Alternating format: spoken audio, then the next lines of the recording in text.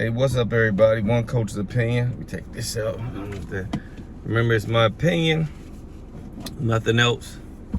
You got yours, I got mine. Share it with me. I'm sharing mine with you. So, a lot of people asking about what I think about Tank and Ryan Garcia. So, here's my take on that. Ryan Garcia seems to me to be like a trouble fighter. I feel mentally right now, who has been bounced from coach to coach to coach right now. And, it's settling down, and maybe he'll find that's one of his issues to me.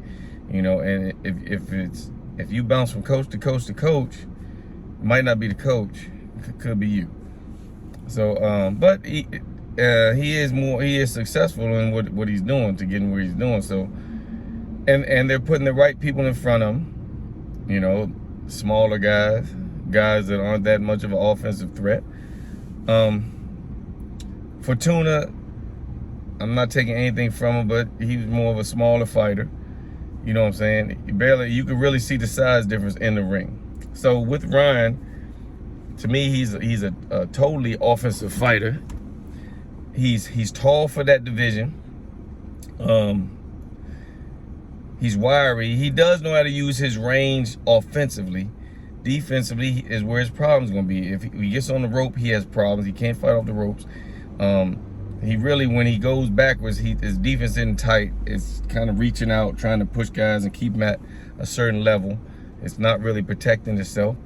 So in my opinion, you got a strong offensive fighter fighting in Tank Davis, a hell of a counterpuncher. You saw it with Rolly. He took his time. Some people say, oh, he ran. No, he didn't run. He got his time, and he got Rolly's timing. He started touching him a little bit, if you saw it, and then he took a shot and knocked Rolly out. Like he said, it wasn't even that hard of a shot. I mean, he just ran into it. I mean, you have to be able to judge a person's time, but then he was even talking to the crowd like, nah, he not ready yet. He not ready. I got him. And so if you want, you could think it's hype. But let me say you something. You cannot be a good counterpuncher and not be a good boxer. Because that's really, if you can hit without getting hit, that's the definition of boxing. And that's what Tank is. I'm telling you, in my opinion, nobody's really brought it out of him just yet, so you had to see it. He was able to overpower everybody, you know what I'm saying, because he was stronger, and people was afraid of him.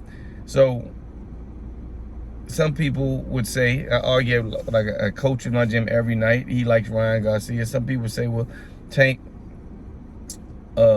his opponents were tailor-made for him. But I'll say this, can you guarantee that Ryan Garcia can beat Mario Barrios? Can you guarantee that Ryan Garcia can beat Jose Pedraza? Can you guarantee that he can beat Isaac Cruz? Isaac, let me say it right, Isaac Cruz. Can you guarantee that he can beat some of these guys that Tank has fought? He can beat a lot of the guys that Tank has fought. But I'll say this, Mario Barrios probably can beat everybody that Ryan Garcia fought. Isaac Cruz probably can beat everybody that Ryan Garcia has fought. Rolly probably, with the exception of maybe the Olympian he fought, Rolly probably can even beat him because of size and stuff. He probably could beat Luke Campbell. Rolly probably could beat everybody on Ryan Garcia's list. I can't really see anybody that probably could beat Rolly that Ryan Garcia has fought. And Rolly is probably at the upper echelon of the people Tank has fought. Rolly is probably, as far as skill-wise, probably one of the worst fighters. To be honest, I mean, I don't see, it's not a guarantee Rolly can beat Mario Barrios or Isaac Cruz. So Tank is beating some guys that people might not call them a little lighter, but they're not lighter in the boxing world. They're just lighter when you put them against Tank. You can't guarantee Ryan could beat any of these guys. And you're looking at a strong defensive fighter versus an offensive fighter. And you might say, well, it's a match. But the difference is Tank can become offense. He can fight offensively. He can press you out when he gets you there. You know what I'm saying? He can press you out. Ryan has one chance. He can't wait on Tank. He can't try to counterpunch Tank. He can't do much of that. You know what I mean? Ryan Garcia has to keep the pressure on Tank at all times and watch his counterpunching. And Ryan Garcia, to me, his defense isn't up to par. So that's where you have your problems at. You know what I'm saying? If I saw more defensively with the guy, if he wasn't, even Javier Fortuna at certain times, put him in corners. So, you know, I'm going to take Tank regardless, you know what I'm saying? Because, like I said, I've known this kid so long.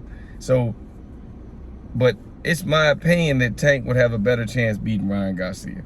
And not to mention, Tank is like a balloon, Joe. It's not like you say, well, Tank has the 130. Man, Tank is big enough to float to maybe 140. I think he might have some problems at 147. You know, where the punching power would die down just a little bit, but he's explosive at 130. He's powerful at 135. He has good power at 140, and we have yet to see him go to 47 to see what's going on.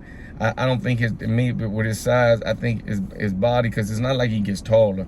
He's going to get bigger and wider. You know what I'm saying? So, I mean, that's my man and everything. But, you know, reality, I think 147 is a different monster. His weight class is for a reason. So if you ask me if Tank can beat Errol Spence, that's when I have to say, no. You know what I'm saying? I love him to death, but no, I got to take Errol on this one. There's weight classes for a reason, you know what I'm saying? So that's where it starts. But that would help Tank in the fight because Ryan Garcia probably would have a lot of problems at 40. The smaller he stays, the better chance he has of winning because he's explosive. He has explosive power at 135 against offensive fighters. You have fighters like Devin Haney. You got fighters like Shakur Stevens. They can fight offensively and defensively. You just seen Devin fight a remarkable fight where even when he got tagged, he was keeping his composure. He was doing what he had to do. And that right there marks is a hell of a mark for somebody. You know, it shows it keeps composure. It's the mark of a champion. And he might stay champion a long time unless he fights somebody like Shakur or Tank. And not saying he can't win with those. I'm just saying those are the only people that I can see kind of beating him right now. You know what I'm saying? And if you want to add, I mean, I'm not quitting on Lopez. I'm not quitting on Lomachenko. But it takes so much to make a fight with them guys that you know you kind of just look at it like that's like that comic book Superman versus the Hulk type stuff. It just seems never to come into play. And you see like your Lomachenko, you see the certain guys that he's always gonna fight, and you see the certain guys that other people are gonna fight from there, you know. So I mean Lopez might, you know, it might throw him out there. I'm not sure what their relationship is about with Bob Arum, but they might get thrown out. I'm waiting to see who he fights next. But like I said, those are the type of guys that Ryan probably was gonna have trouble with because of his defense. You know what I'm saying? So, but right now, he can beat a lot of guys because he's going to beat them offensively. He's going to keep him at the range. He does understand his range. He understands pretty much his offense. He just really, to me, doesn't imply any defense. He just goes super offense. He's kind of like, to me, not to be funny, I look at him like, and it could be great words, like a big, tall Pacquiao. He's like a big, tall Pacquiao that's coming with a bunch of punches. He uses his range well, you know what I'm saying? But he uses his range well offensively.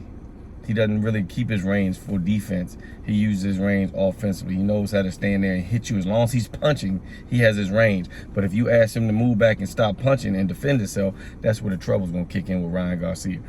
So, because Tank is a better boxer to me, you know what I'm saying? And all around, Ryan has maybe a height advantage and a reach advantage. You got to give him that over that situation.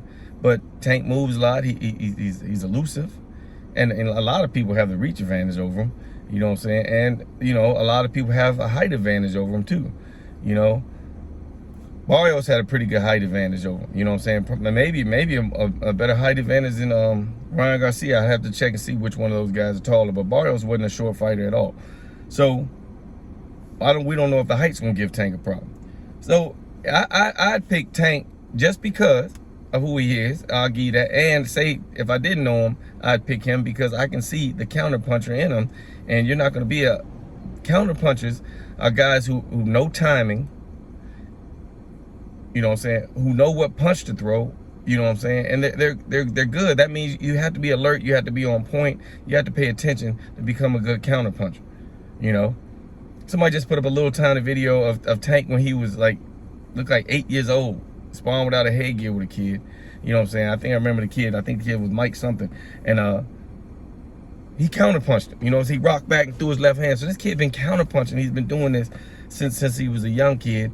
You know, he had good power, always had good power, don't get me wrong. But, you know, it ain't like he was knocking kids out when he was 8 years old. Not the ones I seen. Cal might have some stories about some kids he might have ran out the gym. But everybody has those stories. But the kids that stuck around, when he fought like the silver gloves, the local silver glove stuff, he wasn't putting kids to sleep.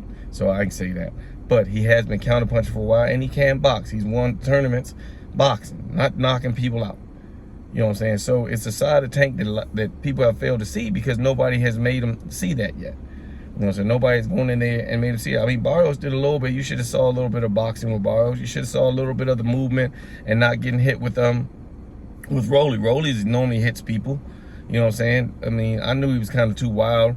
Now, Ryan Garcia, the difference between Ryan Garcia's punches are crisper. He throws better punches than Rolly and stuff like that. But those are the punches that Tank doesn't, you know, spar against a lot of MMA fighters or whatever like that. He spars against good, solid boxers.